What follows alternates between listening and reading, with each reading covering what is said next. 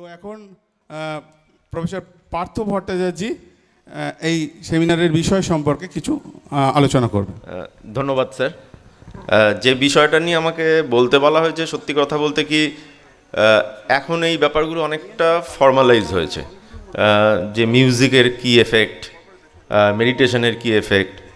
হ্যাঁ, আমাদের সময় তো এত তাত্ত্বিক ব্যাপারগুলো আমরা জানতাম না। সত্যি কথা বলতে কি আমাদের সময় স্ট্রেস ব্যাপারটা অনেকটাই কম ছিল। আমরা যে পরিবেশে যেভাবে পড়াশুনো করেছি সেটা সত্যি করেই আজকের ছেলে মেয়েদের মধ্যে সেটা বোধহয় সেই ব্যাপারটা অনেকটাই নেই। ছোটোবেলা থেকেই ভীষণ স্ট্রেসফুল একটা লাইফের মধ্যে দিয়ে যেতে হয়, এডুকেশন সিস্টেম থেকে শুরু করে সমস্ত কিছু। আমি আমার শিক্ষক জীবনই এখন দেখছি আমার ছাত্রছাত্রীদের মধ্যে স্ট্রেসের প্রভাবে কত রকম মানসিক রোগের সমস্যা শুরু হয়েছে।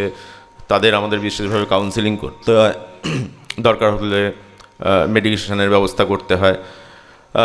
আমি আমার লাইফের কথা বলতে পারি, যে বিষয়গুলো স্যার বলেছেন তার বাইরেও আমি আরও দুটো পয়েন্ট একটু টাচ করব। আমার মনে হয়েছে যে এগুলোও ইকুয়ালি ইম্পর্ট্যান্ট বোধহয় আজকের পার্সপেক্টিভে। একটা তো মিউজিক, সেটা স্যার খুব রাইটলি পয়েন্ট আউট করেছেন, যেটা নিয়ে স্যারের দীর্ঘদিনের রিসার্চ। আমি এটাকে খুব গোদা বাংলায় বললে যেরকম দাঁড়ায়, যখন পড়তাম আমি খুবই ফাঁকিবাজ ছিলাম, সকলেই জানে আমার বন্ধুবান্ধবদের মধ্যে। তো আমার পড়ার টাইমটা ছিল রাতে মেনলি, এবং অনেক সময় যেটা হতো রাতে পড়াশোনা করতে গিয়ে একটু কনসেন্ট্রেশনের অভাব হতো।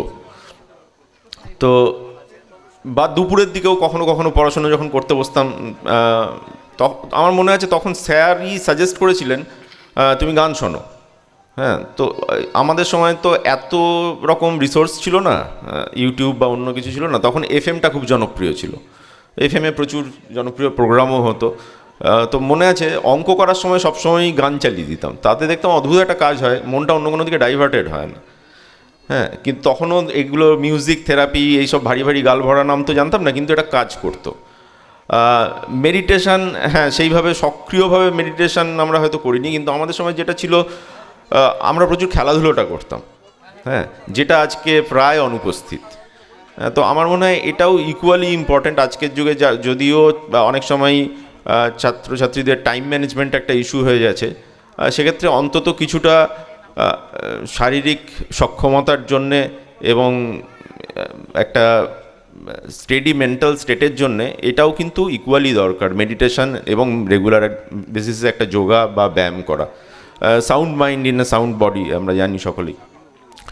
এর বাইরে আর দুটো অ্যাডিশনাল পয়েন্ট আমি বলবো, যে দুটো আমি আমার ক্ষেত্রে অন্তত বলতে পারি আমাকে সারা লাইফে খুব হেল্প করেছে। একটা হচ্ছে to have a good friend circle. হ্যাঁ, যেটা প্রকৃত বন্ধু আজকে তো খুব মানে অভাব।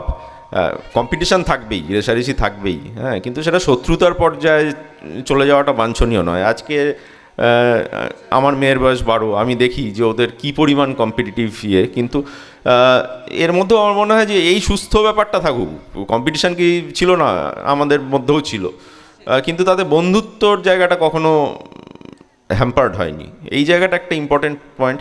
আর যদিও ছাত্রাবস্থায় খুব বেশি সম্ভব হয় না হয়তো, আরেকটা জিনিস আমার মনে হয়েছে লাইফ লং, আমার যেটুকু এক্সপিরিয়েন্স তা থেকে, সেটা হচ্ছে বেড়ানো। হ্যাঁ, ইটস রিলিজেস স্ট্রেস এ লট, ভীষণ ভীষণ উপকারী। হ্যাঁ, তো যখন ফাঁকা পাবে নিজেদের বাবা মাকে বলো ছোটোখাটো ছুটি ছাড়া দেয়, বড়ো কোথাও না গেলেও অন্তত 2-4 দিনের জন্য ঘুরে আসা, এটাই দেখবে অনেক বেশি কাজ হয়। তো এখানে আরও অনেকেই আছেন যারা আমার এই ব্যাপারটায় আমার থেকে অনেক বেশি ডিটেলে বলতে পারবেন, তথ্য দিয়ে বলতে পারবেন। আমি আমার ব্যক্তিগত অভিজ্ঞতাটুকু শেয়ার করলাম, সেটাই যদি সকলের উপকার হয় আমার মনে হয় সেটাই যথেষ্ট। ধন্যবাদ সকলকে।